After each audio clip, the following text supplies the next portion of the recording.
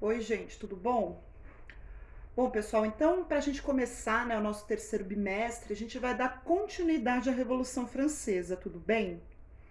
Bom, na nossa primeira aula, né, sobre esse assunto, a gente discutiu a situação da França, né, às vésperas da Revolução, tudo bem? Gente, é muito importante a gente lembrar que a França ela era dividida em três estados, né? O primeiro estado era o clero, o segundo estado a nobreza, e o terceiro estado, né, todo o resto da população era composto pelo povo, né? Então aí você tem a burguesia, os pequenos proprietários, né, os trabalhadores, né, de forma geral. Então a maioria da população, a grande maioria, estava localizada no terceiro estado. E era a população que mais sofria na medida em que ela não tem direitos políticos, né?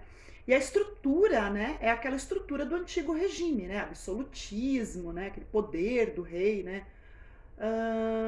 E aí você vai ter uma contestação a essa situação, tá? É importante lembrar que a França estava passando por uma crise econômica muito séria, né? Muito grave. E o rei Luís XVI, ele vai tentar solucionar a crise através da nomeação, né, do primeiro-ministro Turgot, que vai propor uma reforma tributária na qual os impostos seriam pagos proporcionalmente à riqueza de cada indivíduo, né? É importante lembrar, né, que o terceiro estado todinho pagava os impostos para sustentar o primeiro e o segundo estado, clero e a nobreza. E é claro que essa situação, né, que essa proposta vai contrariar a nobreza na medida em que ela não pagava impostos, né? Na verdade, o terceiro estado sustentava, né, a nobreza com base no pagamento de impostos, né? Então é claro que isso vai contrariar a nobreza, né, o segundo estado. Outros ministros, né, outras assembleias tentaram, né, criar algum, alguma solução para esse problema, né, mas sempre a nobreza vai contrariar na medida em que ela não quer perder os seus privilégios, né? Uh, então, isso vai acabar gerando um enfrentamento, tá, da nobreza em relação ao rei, que já estava com a sua autoridade totalmente desgastada, abalada, né? Fora o terceiro estado, né? Fora a população geral, né? Que já estava contestando a estrutura do antigo regime, né? Então, o rei ele vai acabar, em maio de 1789, convocando a Assembleia dos Estados Gerais, tá? Que era uma assembleia que não era convocada há muito tempo, né? Muito tempo. E essa Assembleia dos Estados Gerais, ela representava, né, os três estados, né? O primeiro, clero, segundo, nobreza, e o terceiro, povo, tá? É repetitivo, mas é importante dizer, né, que o povo ele é o que sustenta o primeiro e o segundo estado, né? Então, o terceiro estado sustenta o primeiro e o segundo. Então, nessa assembleia você tem um voto por estado, né? Então, ou seja, o primeiro estado tem um voto, o segundo estado tem outro voto, o terceiro estado tem outro voto, né? Então, o que aconteceu? Primeiro e o segundo estados, né, clero e nobreza, se unem, né, para votar igual, com a intenção de derrotar o terceiro estado, né?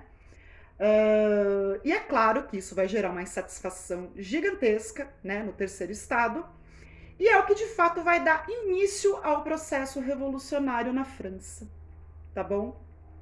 Então, o terceiro estado, né, ele vai acabar exigindo, né, o rei votos individuais, na medida em que o terceiro estado tem muito mais gente, né, do que o primeiro e o segundo. E é claro que o rei não vai atender essas reivindicações, né? Então, o terceiro estado ele vai reagir, né, se desligando da Assembleia dos Estados Gerais e se autoproclamando Assembleia Constituinte, né, com a intenção de reformar, né, de fato, a Constituição francesa, tá? Várias manifestações vão ganhar as ruas, tá? Em todos os locais. As tropas, né, do rei vão entrar em conflito com as tropas populares, essas tropas populares financiadas pela burguesia, que também pertence ao terceiro estado, né? Então você vai ter um clima de instabilidade muito grande, né?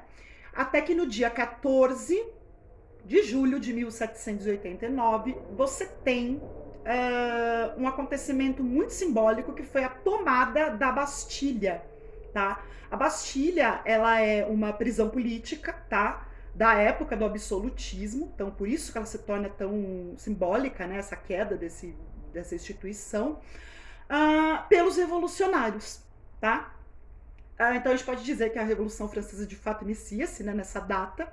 E é muito importante a gente dizer, né, que a partir daí você tem a introdução dos sans-culottes, né, que é aquela população pobre, de uma forma bem ativa nesse processo, tá? Sans-culottes, né, porque eles a vestimenta deles eram as calças compridas, né, que era diferente, né, das calças curtas utilizadas pela nobreza, né? Só uma curiosidade. Então aqui a gente acabou de discutir como se deu, né, o primeiro momento, né, do que a gente chama de Revolução Francesa. Então nas próximas aulas a gente vai discutir como é que tudo isso se discorreu. Tudo bem? Então é isso, pessoal. Tchau.